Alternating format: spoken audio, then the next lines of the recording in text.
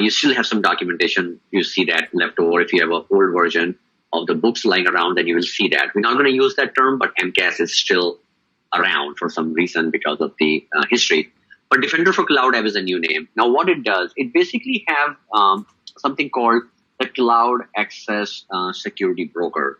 That's the standard term used in the security and the IT field, which essentially means that if you have a shadow IT in your environment, what is the shadow IT? Shadow IT is basically you have, enterprise, and then you have users and teams. They actually spin up, like their own, I would say a mini IT.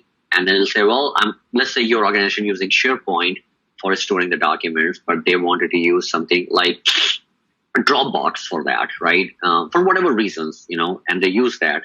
And then they start putting the documents in, and they send those links, in the URL, and maybe they're using that in the Teams also, right? So you wanted to understand what applications are there that are not tracked. Again, the idea is identify both like a SaaS-based, IaaS-based services in your organization that you don't have visibility, right? So tracking is number one, because if you track, then you can build an inventory, and then you can see which application or service is posing a risk and where are the gaps, right? Like a blind spots.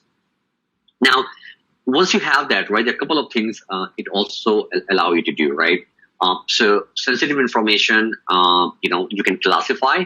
So you identify what information is passing through. Typically, the Cloud App Framework or the GASB in general are implemented through some sort of like a proxy. So, they sit between your environment and the cloud apps and then track what's going on. And then it basically can give you an idea that if there is something that is not classified, need to be classified, there's no tagging, it basically starts highlighting.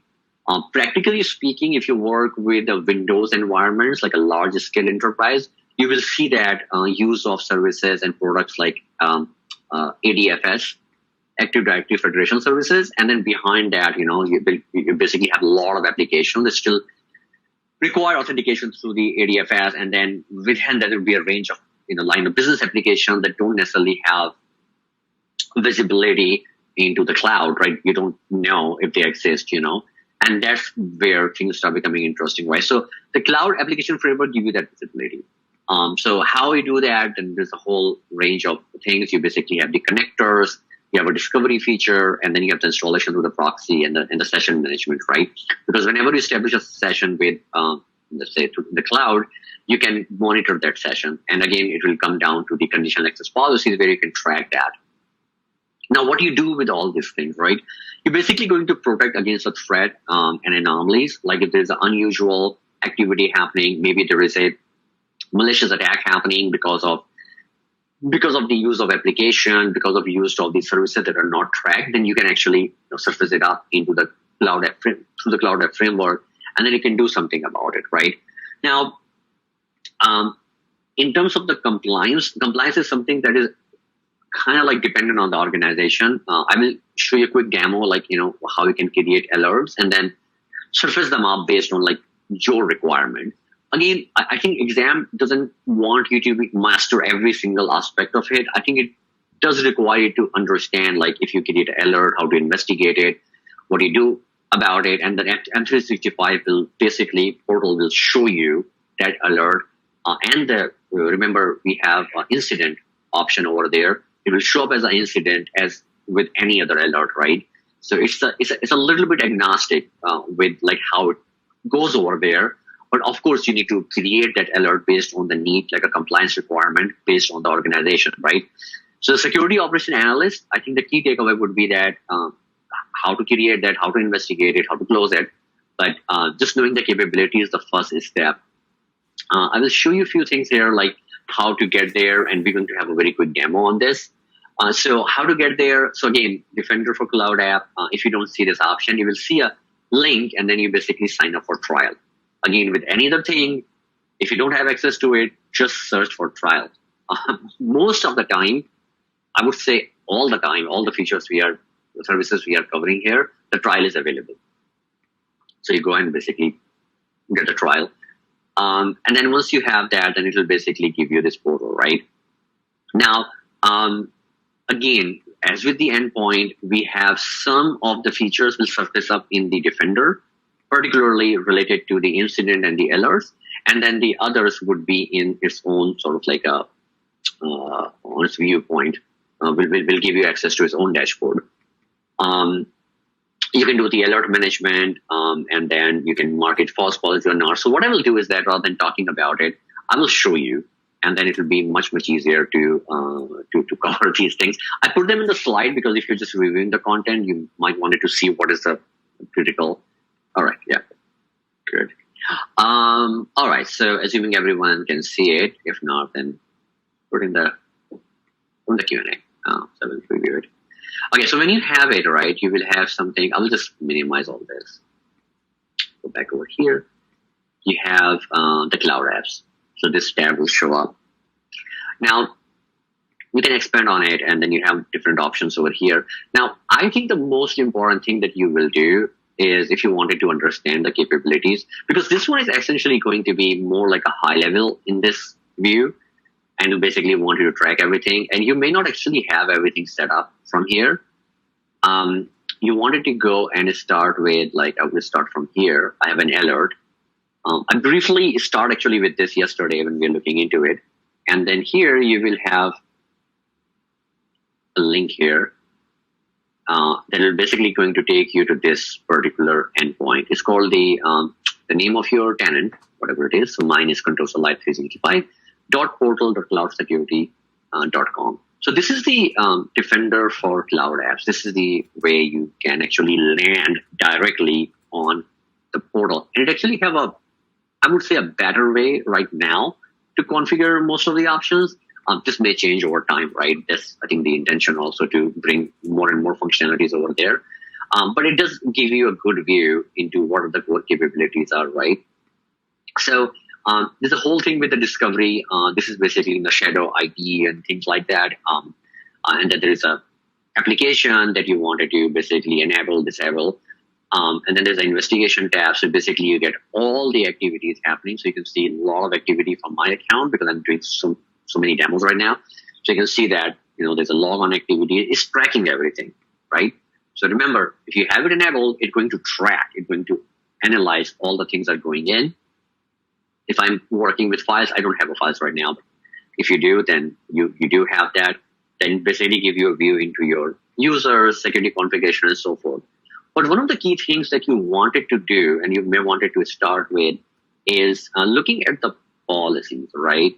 And policies are essentially that going to lead to the alerts, right? Because if there's an anomaly, then a risky sign-in, or there is some other user activity criteria that you put in, and it's not really working the way that you want it to work, then you basically will come here and figure it out. So if I come here and look at this, right? So we have the risky sign-in based policy. So a lot of these policies are using, let's say, Azure Active Directory based suspicious alerts. So it can actually do cross-pollination, right? So it will have a lot of these policies already here.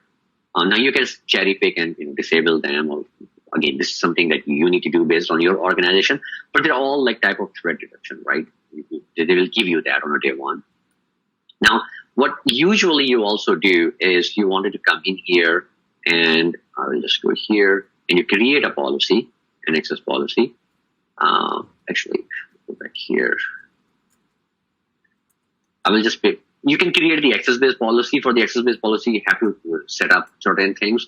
The easiest one to create is the activity-based policy, which is basically going to track activities based on all the criteria you're going to put in, right? So I actually created a few here. I will just get in and show you. This is probably the easier one to get started with. Now, this policy actually is going to track the user, right? And then it's going to surface up in this particular case, it's finding out it's Adam, but it can be other users, right? So you're basically going to have a risky sign-in, anonymous IP address. So if you're doing some Tor-based activities, so Adam is logging in with Tor browser, then it's basically going to pick it up. You can also have a more like a benign policy, right? For example, user activity. So this one actually going to capture any activity from the user, right? I just put it in like that. And then the idea here is that you don't necessarily have to like resolve every single thing here. But if you want to, you can actually go in the alerts and you can say, well, I have this particular alert here. Closes the false positive, which means that it's a false positive. It's not true. It's not really a particular threat that I wanted to work on. Closes benign. So the benign threats are actually threats that exist, but they are benign, like the one that I created here. Now, this basically captures every user activity, so it's a benign. I mean, some of the activities may be positive, like this one. So you can mark it close as true positive. And when you do that, right, then you're basically saying that well, I mean, you need to work on it. Like someone need to really work on it because you're closing it.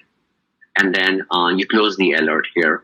Now, what happens is that typically as a security ops analyst, you may want to drive a lot of these like through the incident pane over here. So you'll see that those activities will start showing up here, like the alerts, like this one, and they're eventually going to lead to the incidents. Now, this is actually a common thread. Like, I mean, basically alerts will surface up, they will land here, and then they become the incident, right? In this particular case, it's saying that, well, we actually do a quick demo yesterday, but basically what it does, it will tell you that there's a suspicious activity going on. And then when you click on the alert, it will give you the breakdown, like where it's coming from, what is the source, and then what you want to do with it. Now, the reason why I'm recommending you to deal with it here is mainly because when you deal with this particular incident here, you have a uniform pane, right? You're going to manage it over here. You will assign it. You will tag it.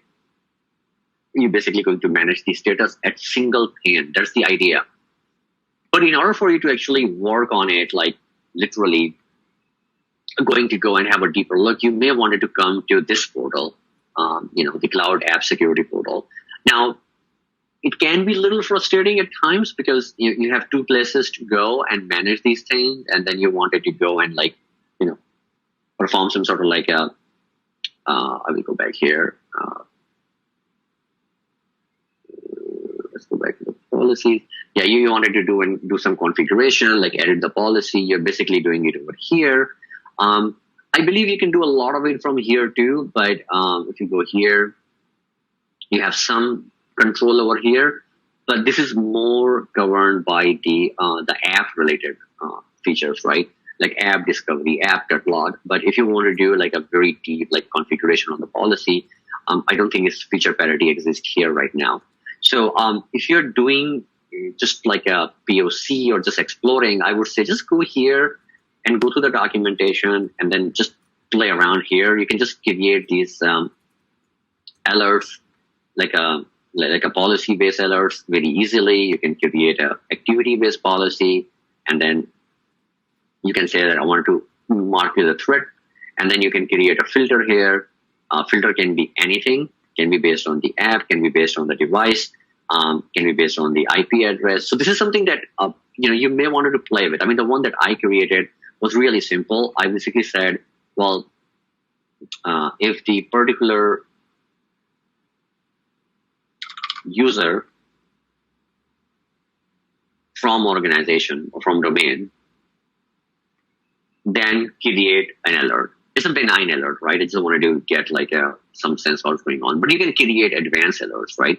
You can say that now I wanted to figure on the app. Which app is this, right? And you can see right over here, as soon as you bring the app into the catalog, like from the catalog is selected to monitor, then it will basically show up here. Now, again, advanced configuration, I don't think is part of this course. So, I mean, you don't have to, but you're ultimately going to deal with the alerts and the investigation from this portal. So this is a link that I want to show because this can be a little confusing if you're using it for the first time.